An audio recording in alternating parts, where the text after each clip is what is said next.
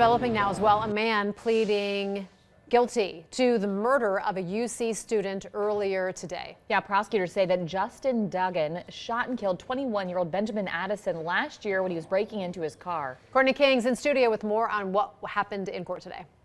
Yeah, Tricia and Megan, so after court, Benjamin's father told reporters his family can finally start the grieving process. However, he does not think the 21 years his son's killer was sentenced to is enough, and that the family originally asked for 25 years. But he tells us he understands prosecutors did not want to risk Duggan not getting any jail time if they went to trial. Prosecutors say Duggan was 17 at the time of the crime, so he originally faced charges in juvenile court, but he was tried as an adult. Prosecutors say 21-year-old Benjamin Addison died in March of 2024.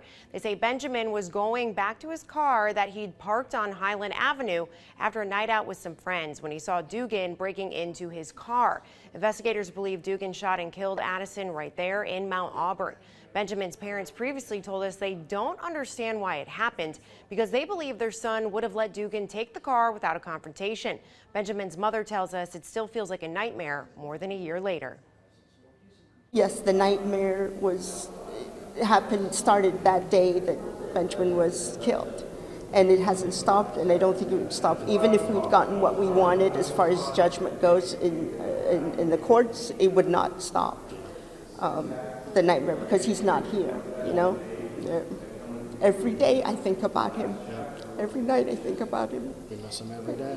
Every minute of the day I think about him, and the thought that I'm not going to see him, at least on this earth, it's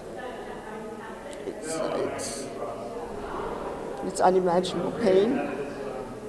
You know, every time I think about him, I'm driving and I'm crying, and at home I'm crying, at night I'm crying. And I'm asking God to please help me. Benjamin Addison would have graduated from UC next month. He was also supposed to be the best man at his best friend's wedding next month as well. His parents say they are happy he's in heaven, but are sad he's not with them. Coming up at 6, we're going to also hear from some of his former co-workers at UC. Megan.